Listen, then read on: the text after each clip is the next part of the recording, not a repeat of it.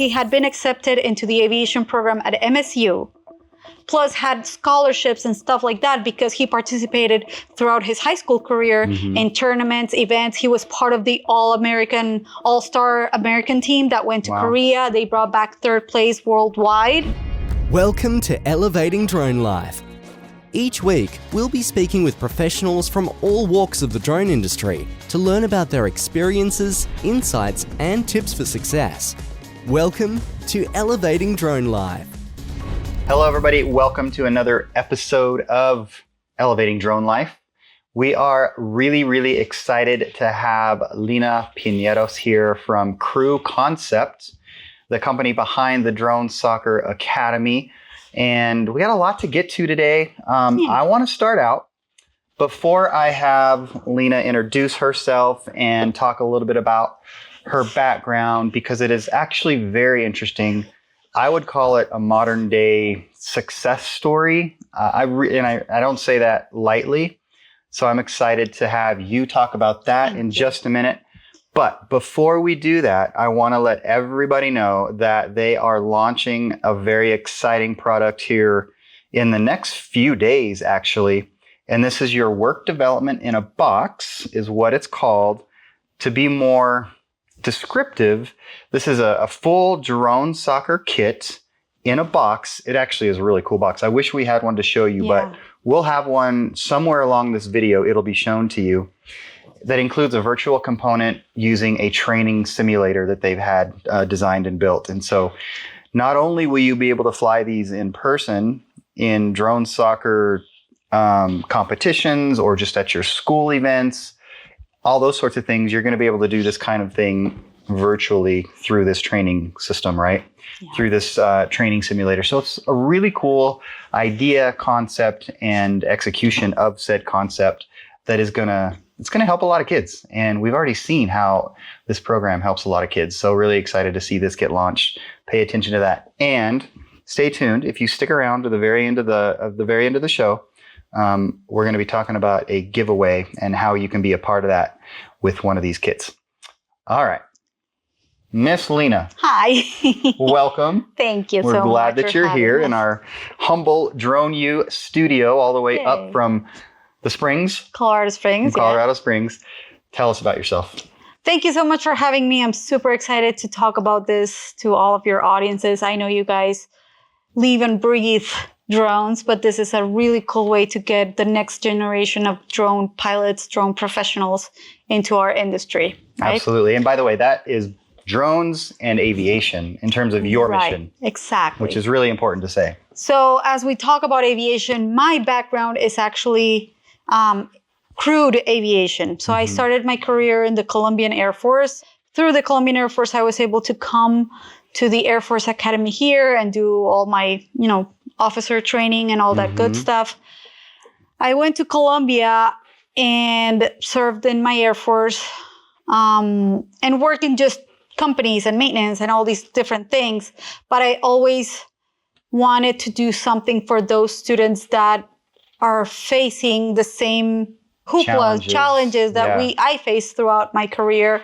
This is a very much male-oriented career. It is. And it was hard to navigate a lot of things in life through this industry. Yeah. So Kyle, we went together to the Air Force Academy. I've known him for over 20 years now. Yeah, we should say Lina and Kyle are the co-founders of Crew Concept. And they've got all the rest of their fantastic team behind the scenes and some of them in front of the scenes. But it is Kyle and you that founded it. Yes. So we started seeing all these drone products, drone companies, drone programs, which are amazing. But we just wanted to give them that extra mile, give them that extra step of giving them something hands-on that they can play with and have fun. And embed all the training and all the knowledge that we have gained through the aviation career fields without them even noticing that they were learning so much and maturing so much. Yeah, and if you haven't seen drone soccer in action, just go to YouTube. Again, we'll probably have a couple of links for a couple of examples of what it's like. A lot of people equate it to Quidditch in Harry Potter, right? Yes. I'm not a big Harry Potter guy. Don't shoot me for that. I don't want the comments. I know a lot of people have at it. Yes. But I don't dislike it. Anyways, it's funny. I know there's a lot of Harry Potter people I don't want to offend. But so it's very similar to that. Yes. In terms of the drones are floating, it's a gamified situation. I want to get into a little bit about crew concept and kind of the vision and the philosophy behind it. But before that, so people kind of have a framework of what we're talking about. And keep in mind, as you describe this, crew concept is much more about workforce development and helping kids potentially work their way into a career in aviation beyond drones. And they learn things like teamwork, discipline, overcoming challenges. Frustration is a big one. And working with people you don't like and working with people you do like, who you become friends with. You still got to get work done. I mean, there's all kinds of lessons that really, really matter for these kids. And there's multiple facets of crew concept that are helping kids with this. The Drone Soccer Academy piece, which is the primary piece, at least as of now, is one of those pieces. So what is the drone soccer concept? So the drone soccer, as you said, is a team sport. There's 2 teams. Each team will have 5 pilots. They each have a drone and they're standing on opposite ways of a netted enclosure arena, we call it. One of those drones or one of those students is the striker. So their goal is to go across the field into a hoop and score points. The rest of the team are going to stay behind in their defense area and try to prevent that drone from going through. So it's super exciting. There's 10 drones flying all at the same time. So it falling does get crazy. Yes, it does get crazy. They used to break. I think they're better now and they don't break as much. Yes. The industry overall has improved a lot. There's a lot of vendors and a lot of drones out there. But yes, we have learned a lot from all these crashes and we've made it very, very robust. The other component is, it's so fast paced that it also requires a lot of communication and coordination between the students. Usually from a drone, when you're flying a drone on your own, you're just collaborating with 1 or 2 people. This, you are collaborating with 5 people and you have a coach and you have the audience. So it's a lot of pressure, but it helps the students manage high stress situations with your drone. Hence the term crew in your name. Exactly. That's kind of where that comes from. But there's also an element of learning some electronics, a little bit of coding perhaps. Talk a little bit about that and how that fits into the child's experience. Yes. So we talk about the sport component. That's the hook. That's what gets kids into the classroom. But while they're in the classroom, we try to introduce a lot of concepts and a lot of things that any professional will have to deal with. So our drones are fully modular. They come in a kit. So the first step is for the students to build their own drone, program it, put it into beta flight, all these things. So now the student has to face a little bit of frustration because it's not easy. But when they overcome that frustration and they have worked through all these problems and all these challenges, and they come on the other way and on the other side and they fly their drone and they see it fly, they say, this is my drone. I built it. I put all my blood, sweat, and tears into it. I will take care of it. I will be responsible. I will practice. I will, all these things that we want to see flourish, through the sport. I love it. I guess I didn't even realize that they each kind of had I think of this is such a horrible analogy, but just let me have it. Like a bowler, they have their own bowling ball, right? I didn't know, these kids all have their own drone once they've built them? Yes. Really? Okay. So do they have drone bags? Actually, that's why soccer bag? Or? Yes. That's why we created the pretty box that you guys you'll show them later. Because one time I went to a classroom to just help out with that new group of students. And in every surface, they had a drone because they are a ball. So they were rolling away. So how do you store a bunch of balls? So that's why we have created this pretty box. Smart. So you put the box in, you close it, and you can stack it in your classroom. And now you have an organized mess with all your No, that's true. I mean, that's actually really smart that you give them something stackable. Exactly. That fits into a corner, so to speak, unlike a cylindrical item. Or drones in general. If you I see you guys that you have drones all over the studio. and it's a bunch of equipment in the surfaces. But if you can stack them, if you have a classroom of 20 kids, now you have freed a lot of space for other activities and for other classroom needs. Yeah, absolutely. Absolutely. Cool. Very exciting stuff. Again, and you'll be seeing some shots of the gaming going on, which is awesome. So, okay. Let me ask you this, going a little bit more into the philosophy behind Crew Concept. Why do you guys, in terms of when you're building this and when you're thinking it through, why do you think it's a good methodology or way of bridging students into aviation, starting with drones or UAS? Yes. What's the thought process there? So going back into my beginnings, when I went to college, being a female, it didn't occur to my dad, hey, let's help me fix the car, or hey, help me fix something in the house, because I was a girl. Yeah. I'm not saying anything bad about my parents. It's just the culture at the time. Absolutely.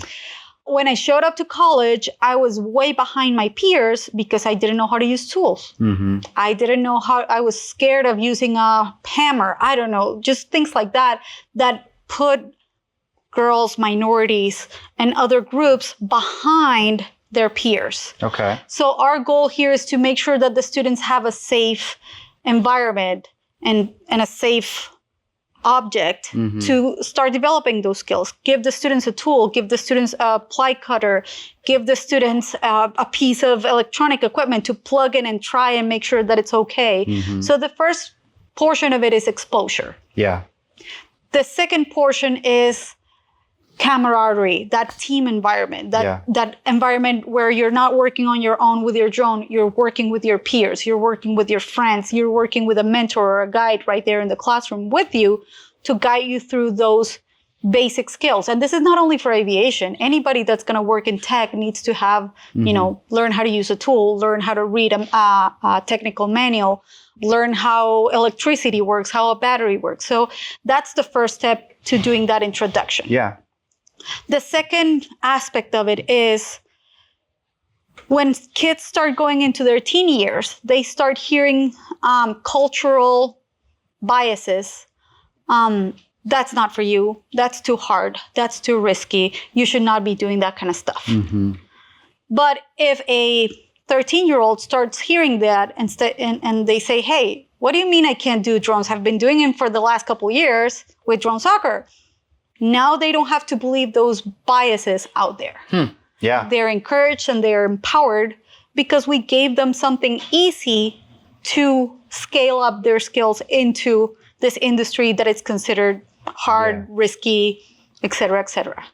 No, I love it because actually you went even deeper on that than I thought you would, because you could also just say that the aviation world, I think most people coming up in school, kids into adolescence and then through high school and so forth, I think most people probably think of aviation as unreachable.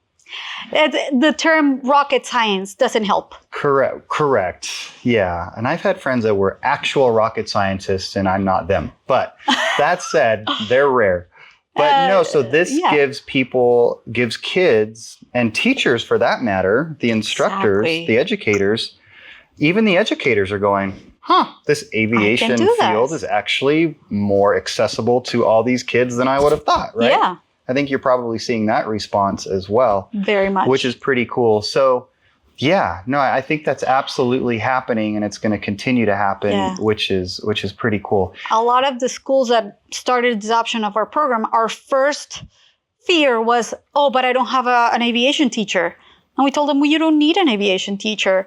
Yeah. We have created a very easy entry level program and we will hold your teacher's hand first before they are facing the student in the classroom. Mm-hmm. And we've had basketball coaches become the drone soccer coach, and they now get their Part 107 and they have all the knowledge to guide their students through those career fields. I love that. Whenever we talk about the educator and kind of someone stepping up, every school has somebody that's able, and it doesn't surprise me that a lot of times it's a coach. Yes. Because they're coaches. They have a propensity for, doing hard stuff is probably how I would say that. But I always think of Robbie. Yes, he is an aviation teacher, but I know, he but is still. he has that, cheering demeanor that works very well with his Somebody students. to champion the program, to champion the opportunity, to champion the willingness to go kind of fight for the program. Because the reality is, you've probably seen this, that a lot of schools, somebody needs to really kind of fight for the program to be implemented, because it is an expenditure for schools. Very worthwhile. I mean, they're spending money on other activities and programs. But anyway, so that's awesome. There is a story of a particular kid, Xavier, that we want to highlight. And so just please introduce us to Xavier. And it's funny, my wife had a kid in her class last year named Xavier. And the stories I heard, so I have this vision in my head of Xavier. So change my vision. Tell me about Xavier. Yes, Xavier. Okay, so this is 4 years ago. So we're coming out of the pandemic. Mm-hmm. These kids have been at home for 3 years, no opportunity to interact with others, doing schooling at home, which is very, very hard. They're coming back as sophomores into the classroom. Their grades were terrible, not doing well, as it is understandable because of the situation. That added, Xavier was part of Robbie's classroom. Robbie is the aviation teacher in a Title I school. Mm-hmm. So we can see that it's blue-collar, hardworking families, but most of these kids don't go to college or don't go to any education beyond high school. Yeah. So not even like aviation school or pilot school or something. Exactly. Nothing like that. Not even the trades. Sometimes they go straight into the services and that's what they do for a living. Right. So when Xavier came back to the classroom, Robbie, his teacher, told him, okay, I'm going to have a drone soccer team. If you want to be part of the team, your grades need to come up. And that's the case for all of his students. They all, worked super hard. Their grades came up. So it's like any sport to be a part of this activity, because kids want to be a part of it once they see it. Yes.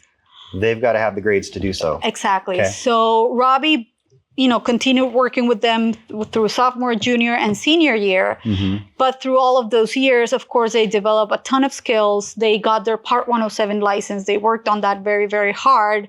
The school was able to pay for them to take their test. That's awesome.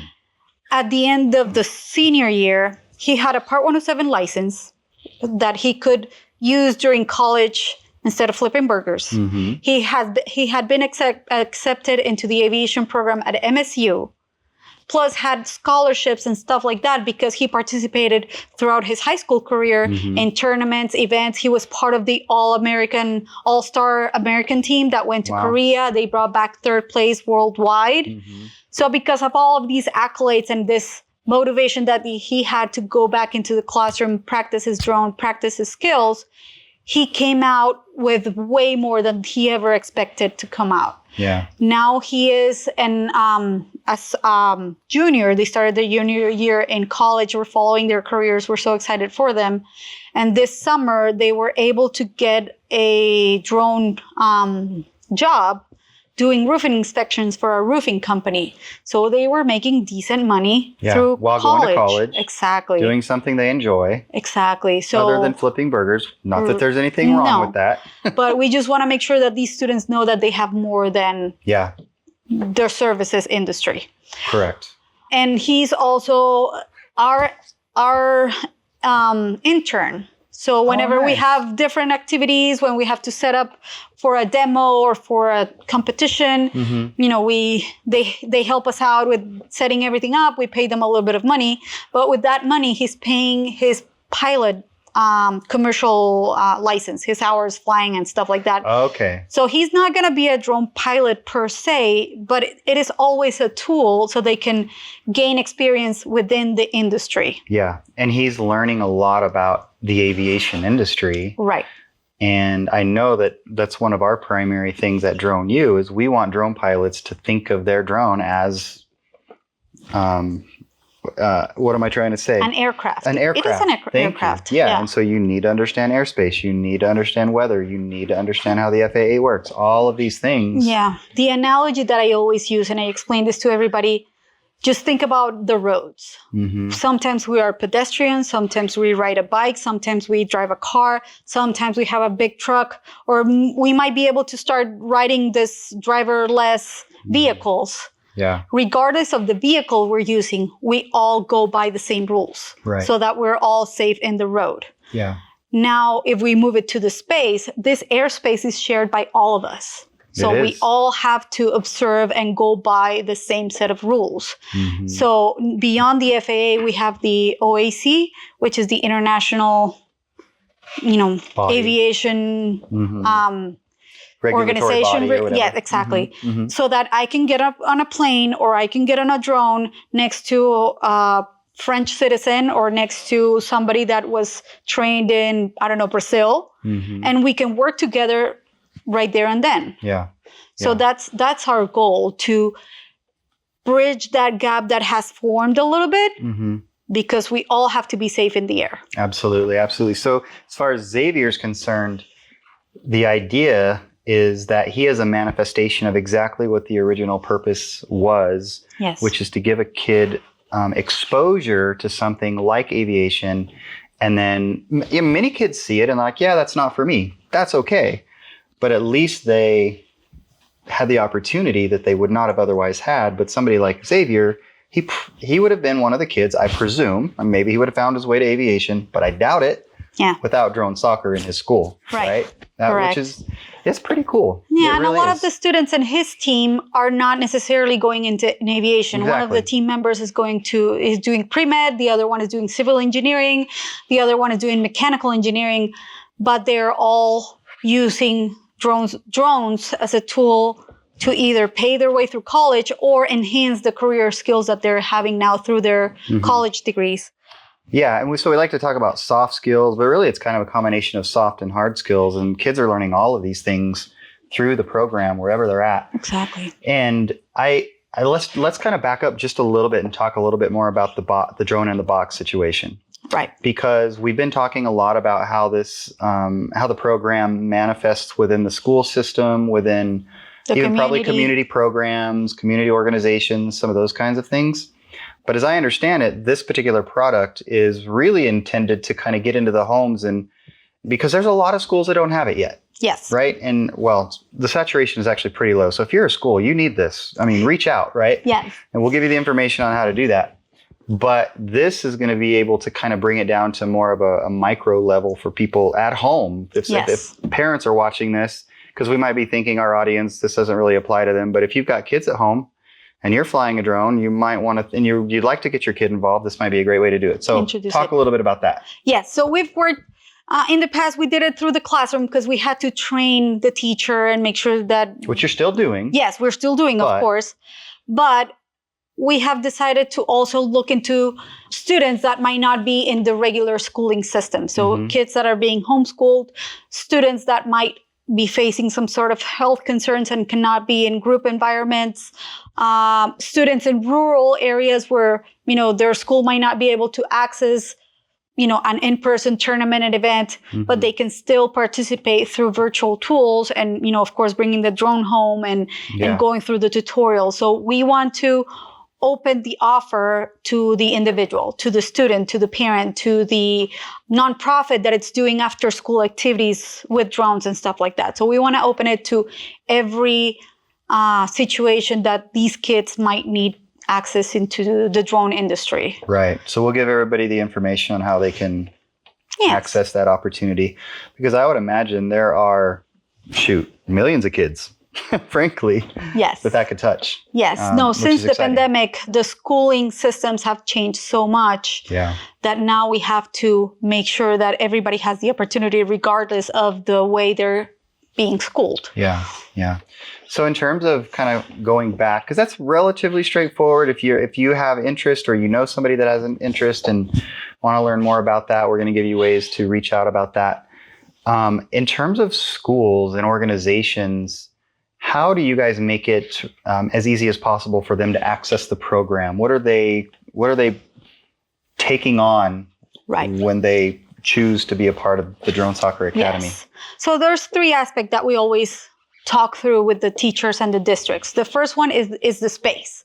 Of course, our arena is a 10 by 20 structure. It's big. So yes, a cafeteria or a big hallway, a theater kind of classroom would be just enough, but not every school has that. But most do. Yes, but we work through that with them. The second aspect, as we were talking before, is the educator, that champion, that person that is going to be there because the kids are going to want more. So you're going to have to be willing to be the coach and stay after school or go to tournaments on the weekends and stuff like that. So it does become an extra load, but we're there to hold your hand and make it as fun and as exciting and as easy as we can for our educators. Those are the vessels for us, and we try to take care of our educators as much as we can. But the third consideration, which is the ugly one, is the financial consideration. However, we have a grant writer on staff. And since our program is considered workforce development, there's a lot of grants and a lot of monies out there to cover the cost. Right. So CTE, Career and Technical Education funds, workforce development funds, after school funds. There's different ways that we can find the way to get the money so that the school can get a full package, which is the initial investment is high. We're not going to lie about it. But the recurring costs are very low, given that you don't have to buy brand new drones every year, but you disassemble the ones that you have and reassemble and keep going with a new group of students. Yeah, and I will say this, that yes, there is an upfront financial commitment for any organization that wants to kind of take on the whole program. But frankly, it's not out of the realm of what most school programs look like. STEM programs, robotics programs are about the same. Programs, all sorts of even music programs and drama programs. I mean, we could go on. They all have financial commitments, and the value to this one is as great, if not greater, than probably most of those. Not to put any of them down at all. They all have their place, but it's not like crazy in terms of relatively speaking, I don't think. Plus, since our goal is the micro-credentialing, make sure that these students graduate with a Part 107 license or anything like that, there are funds out there for this. Yeah, and for the teachers, a little plug for Drone U, there's actually access to Drone U content as well through this whole process. Yes, so we have a beautiful partnership. Yeah, we do. And it's great. And we that's the next step. We get them in, we get them excited with drone soccer, but believe me, within a year, the kids are asking you, what's next? Yeah. What do I do now? Where can I go from here? Right. And this is where we bring Drone U and all of their experience in the industry to provide all these additional courses where the students can start envisioning what they can do with a drone license. Yeah, I love it. There's a lot of different ways we could go with this, but I don't want to go too much longer. It's crazy how fast the time flies when you're having fun, right?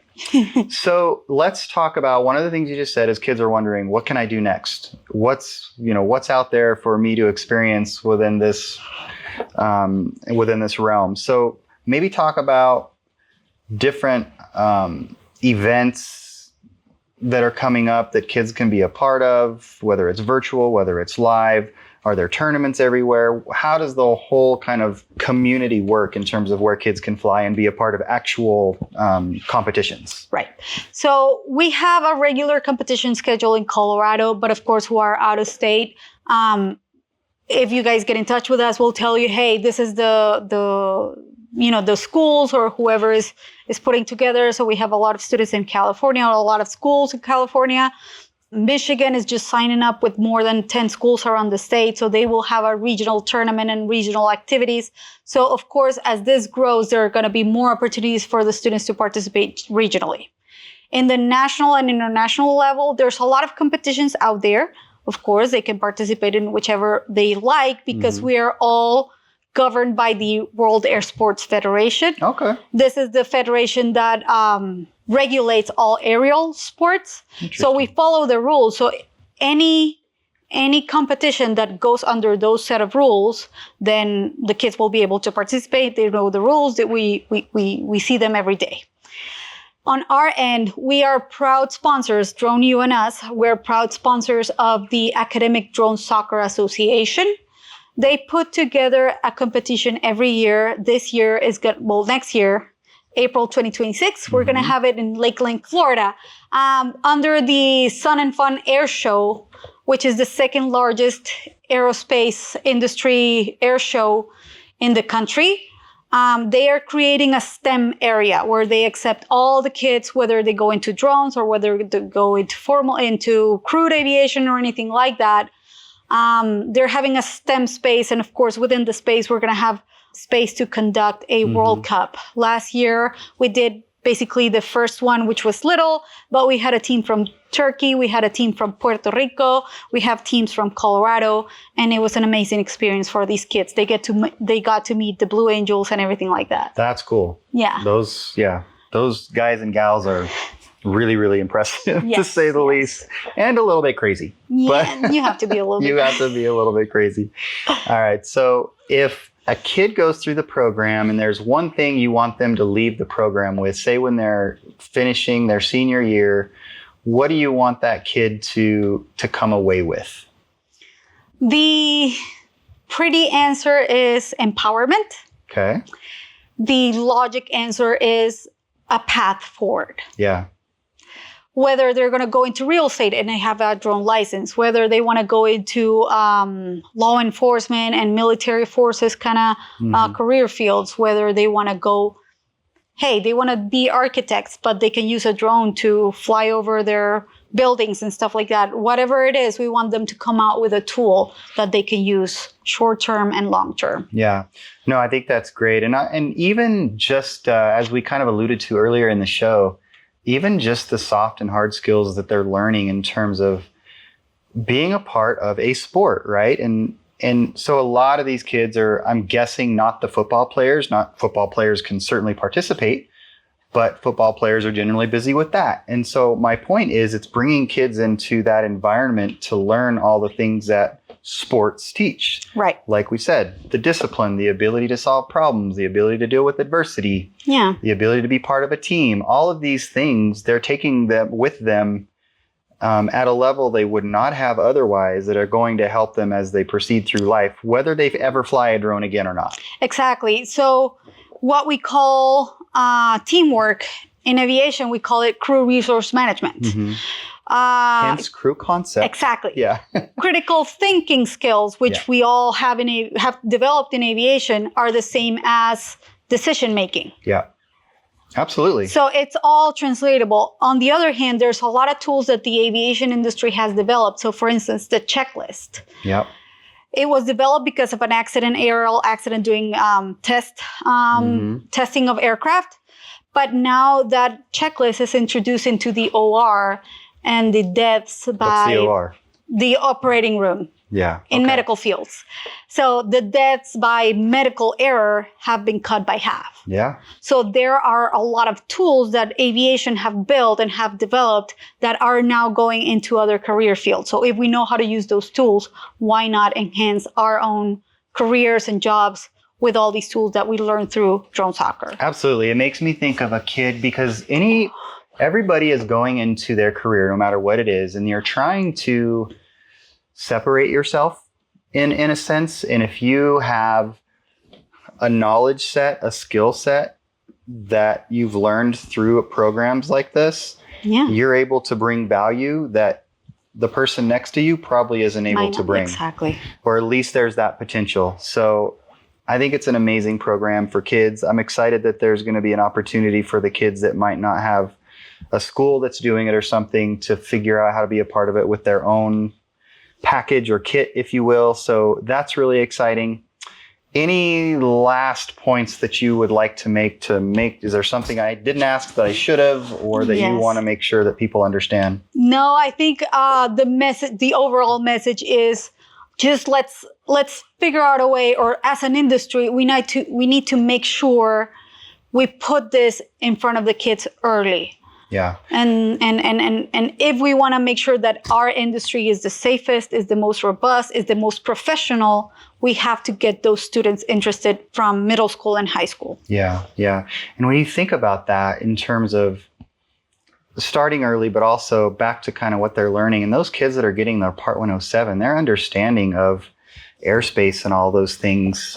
It's really impressive what they know and what that opens up for them. It's crazy to think about, really. But I do want to just talk a little bit. I didn't think about this till you just said that, when you said start them early.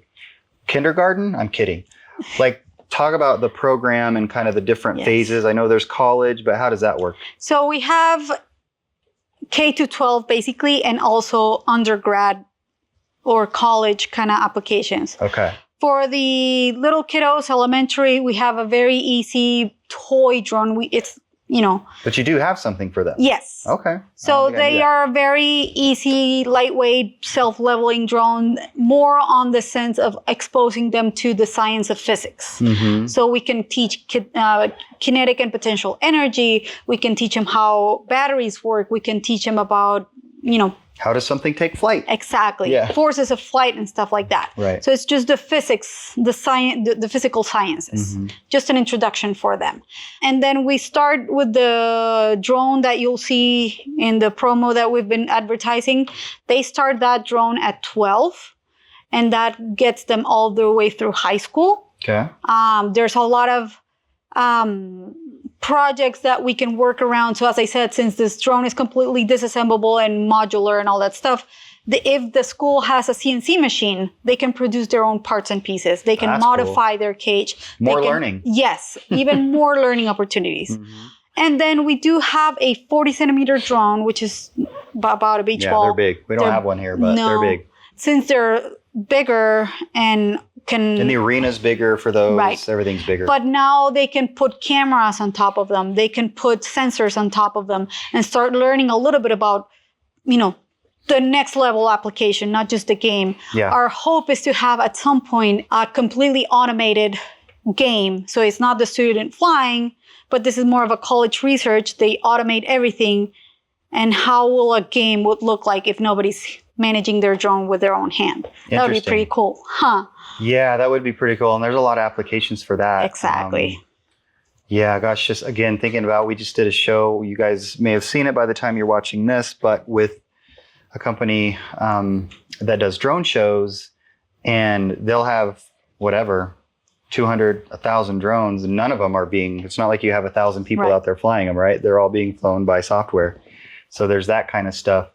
But I don't want to underestimate the value to a kid being able to, and by the way, the kids, their ability to fly these is pretty amazing, because many of them have been gaming and so forth. It's actually pretty crazy how good they can be at it. But there are applications, like especially when you talk about that bigger drone, and the ability to control those. It's not as easy as it seems, and the ability to do so. We have customers that we train, and they use those kinds of drones, and not in an automated fashion.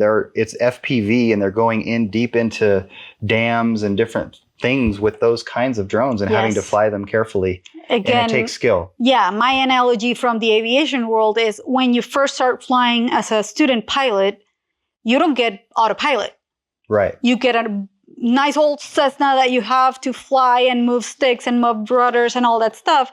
Same thing. We want the students to have those very basic scaffolding flying skills, because what if their fancy new drone, their automation, whatever, gets disconnected, damaged, whatever? They need to be able to bring back their drone with, stick and rudder and stick flying skills. Yeah, absolutely. So that's a very real thing. So yes, we want to start them early, start them young, and start them with the very basic. So when we build up the technology, they can understand it. They can identify all the different systems, part and components, and how they all work together. So in the future, they're not scared of repairing their own drone. They're not scared of understanding what the problem is. So those are the skills that we want to give them, because this is what an aircraft mechanic or a drone technician will use in the future. Yeah, absolutely. I love it. It's great. It's a great program.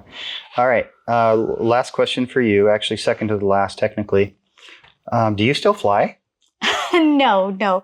I used to be a combat systems operator, or some people know him as navigator. But that job is not translated into the civilian world.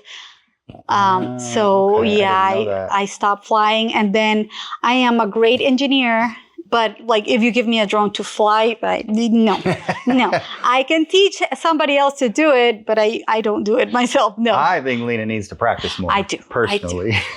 I do practice with the elementary drones, and it's really fun. There you go. How can people get a hold of you? Okay, so of course our website, crewconcept.co. Do you want people to email you? Yes, my email is Lina, Lina, at crewconcept.co. Just go to our website. All of our information is posted there.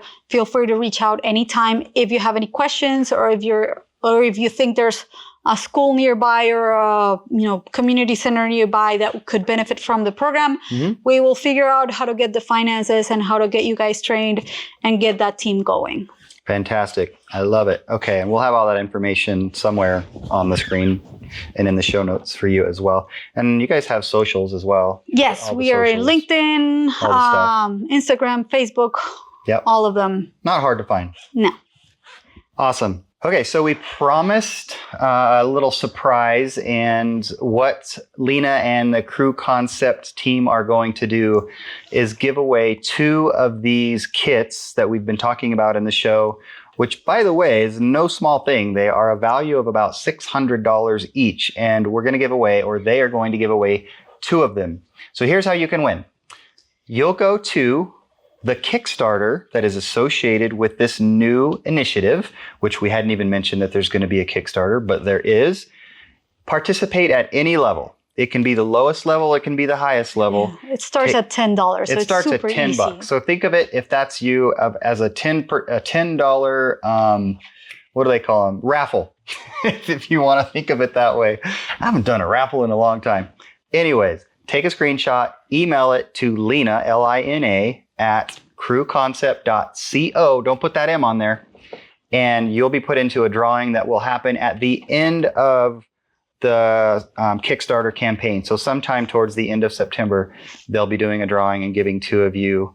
Yes. And then we'll announce it somewhere. Obviously, the winners will be announced or be told directly, but we'll probably announce it social media or something as well. And of course, share, just the more visibility we get through Kickstarter and the more traffic we get through Kickstarter, it would be better. But the main goal of this Kickstarter is to test or have users of our new simulator tool, which is really cool, so that we can improve, make it better, and launch it for the use of our students out there. The cool thing is, yes, we were starting with a single player phase, which is really fun to start learning. But our goal is to finish the development of the multiplayer phase. So for April, if there are students or schools that cannot fly to Florida, you can participate in our World Cup virtually through our simulators.